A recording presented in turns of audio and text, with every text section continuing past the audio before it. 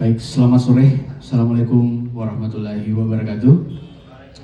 Yang kami hormati Ketua Dewan Kesenian Jakarta, Komite Musik Inovasi dalam Harmoni. Tentunya nanti kita akan melihat seperti apa jejak rekam dari ketiga narasumber kita dalam hal mengolah pengalamannya dalam berkesenian musik tradisi, seperti apa perjalanan karirnya, perjalanan menemukan artistik baru. Selamat sore, Bang. Sore Bang. Gimana kabarnya? Alhamdulillah baik. Ya. Yang kedua ada Bang Denny Rangipang. Selamat sore, Bang.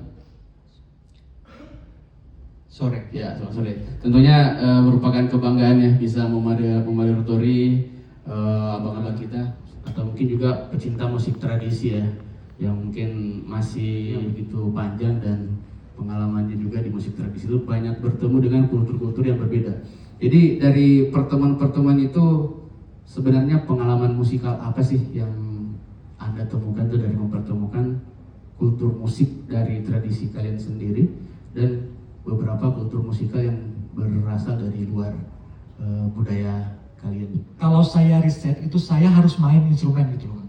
Saya harus main instrumennya itu agar dapat bagaimana sih mempelajari instrumen itu tidak hanya sekedar dari bunyi gitu. Minimal harus dimainkan dan saya harus mainkan itu gitu.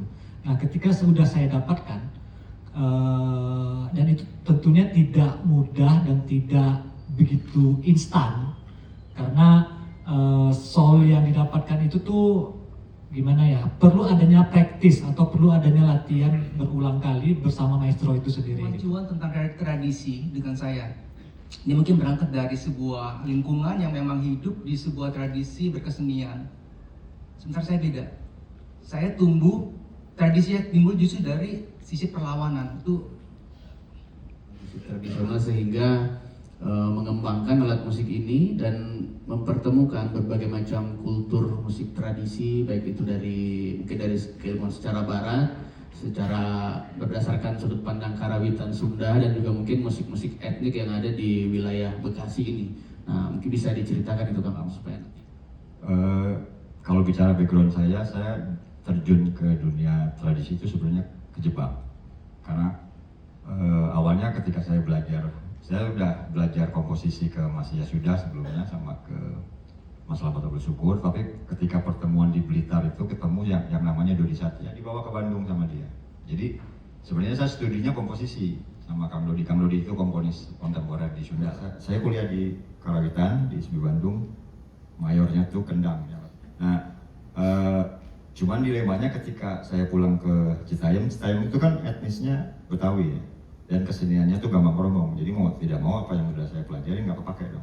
Jadi saya belajar karena dekat dengan beberapa komunitas gambang kromong yang juga nanti idenya saya bawa ke pertunjukan ini. Jadi mau nggak mau saya harus bersentuhan.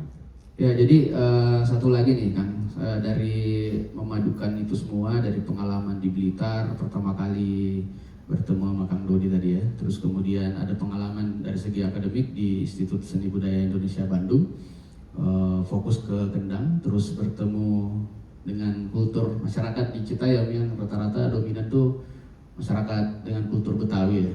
Nah, tentunya kan ada pengalaman secara musikal nih yang dipadukan nih. Kira-kira itu seperti apa tuh Kang macam? Ya kalau di tradisi mungkin prinsipnya sih sama ya, cuman kan saya selalu melihat bahwa musik itu bisa membaca juga persoalan sosial. Nah, jadi di beberapa karya terakhir Sunya memang selalu musik itu tidak menjadi yang primer gitu, dia selalu menjadi sekunder. Jadi musik saya pakai untuk membaca situasi sosial, termasuk yang di wayah ini pun. Di karya wayang nanti malam, teks sosialnya saya tambahkan dengan persoalan termasuk yang Mas Iman Fatah ambil tema konvergensi ini, walaupun konvergensi di Citayam itu gagal, boleh dibilang gagal. Silakan nanti malam kalau Oke, baik, kita beri aplaus dulu untuk tiga narasumber kita. Jadi garis bawahi tiga nih. Yang pertama dari Bang John itu tadi soal pengalaman tubuh dan musikalnya, dari Bang Denny dari pola berpikir kritis dan menyebabkan kemarahannya itu ya, mempertanyakan dari segi ergonomi ini kok permainan sampai ini begini-begini saja ya. Nah, akhirnya berkembang. Terus dari Kang Lawe ini bermula dari kejebak ya kan, kejebak atau dijebak Kang audiens. Ini masih ada satu pertanyaan lagi nih untuk masing-masing narasumber. Jadi bagaimana nih kita mendudukkan? Artinya tadi saya dengarkan tuh masing-masing ini keluar dari pakem semua nih kalau dalam istilah antropologinya biasanya itu keluar dari aspek mungkin salah satu fungsi musik tradisi atau etnik ini adalah sebagai sarana ritual ataupun berkaitan dengan norma-norma atau aturan-aturan adat istiadat asal dari alat musik tradisi ini sendiri dan pertunjukannya. Nah, secara fungsional ini kan tentunya ada pergeseran ya. Jadi apalagi kalau kita perhadapkan dengan perkembangan dunia teknologi hari ini yang sangat masif, cepat mendudukan antara fungsi etnik musik dengan fungsinya yang awal itu dengan perkembangannya untuk merespon atau beradaptasi dengan kondisi hari ini. Sehingga mungkin kalau kita ibaratkan tuh ada 3 ruang nih. Ruang awal itu ruang asal muasalnya seperti ini, terus perkembangannya, dan hari ini kita berada di irisan kedua itu antara yang perkembangan hari ini dan masa lampaunya itu. Fungsinya sedang di masa lampu. Nah, kira-kira bagaimana nih mendudukkan posisi seperti Sampai itu? begini. Mereka mengklaim ini adalah sebuah pakem. Harus begini, dan harus begini. Pertanyaan saya gini. Yang kalian mainkan itu apa? Ini sape. Bukan, itu bukan sape, itu kayu. Terus apa yang sape? Sape kan kesepakatan aja, kalian membuat kesepakatan dengan sape. Terus tekniknya gimana? Harus begini, enggak, di kampung lain kenapa beda gitu. Setiap seniman mempunyai respon berbeda terhadap satu instrumen. Karena pas harus dipaksakan harus sama gitu. Itu pertama, perlawanan seperti itu. Akhirnya begitu sampai di Jakarta, itu masuk ke kontemporer. Bisa 30 tahun di Jakarta.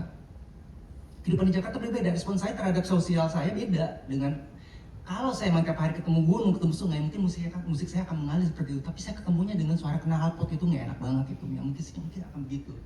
Dan kebutuhan saya buat kesenian beda sama di Kalimantan yang cuma menunggu setahun sekali untuk pesta rakyat kemudian baru dihadirkan musik-musik tradisi itu. Kalau di Jakarta enggak.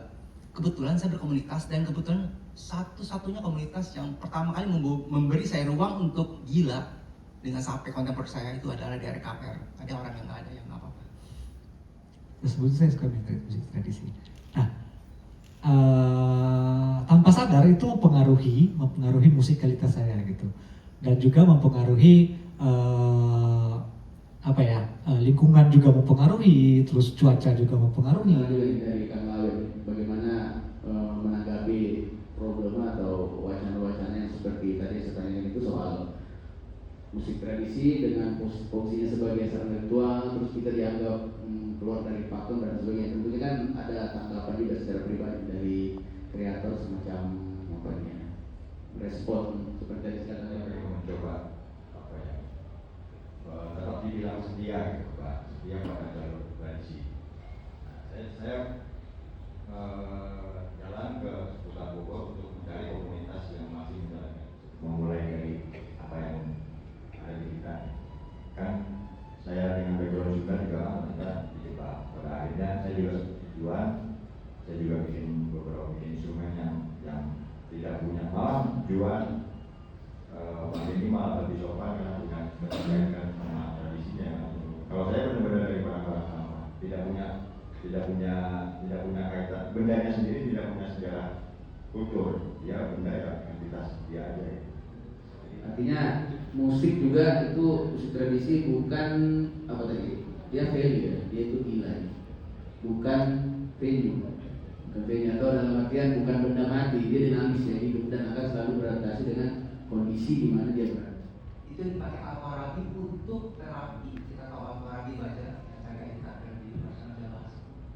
Itu saya aplikasikan. Titik bertemu tradisi dan inovasi dalam harmoni. Oke, silakan Bang Juan pertama. Ya, tradisi dan inovasi dalam harmoni itu ya bagaimana melihat kedudukan tradisi itu sendiri gitu di kehidupan sekarang gitu. Mungkin di tahun depan lagi atau tahun lagi 2 tahun lagi itu akan berbeda di masalahnya. Nah, itu menjadi sebuah peran yang kita bersama. Tradisi dan harmoni harusnya kita tuh beriringan gitu loh. Kenapa sih kok kayak ada kasta tradisi lebih tinggi loh daripada orang yang melakukan inovasi? Lo apa cuma jeplak doang? Lima tanda yang Sape khususnya itu masih struggle, jujur masih sangat struggle. Justru kita berharap orang-orang kayak Juan gitu. Mungkin teman-teman saya yang lain juga yang punya pemikiran sama. Ayo dong kita melakukan satu, jangan terjebak di tradisi, lama-lama boring loh, ini nggak enak deh. Kita harus melakukan inovasi. Dan apa sih harmoni itu? Kalau memang terjadi harmoni, maksud saya gini loh, kesepakatan aja sih gitu loh. Kalau memang saya harus menjaga tradisi, saya akan di ruang tradisi. Gitu sih, di luar tradisi, saya melakukan harmoni. Silakan aja sebenarnya, kenapa harus saya di luar tradisi, kenapa saya harus tetap tradisi? Enggak gitu, kita ambil kesepakatan aja. Kesepakatan itu yang saya katakan harmoni sebenarnya, bukan output dari musik itu sendiri. Menurut saya itu.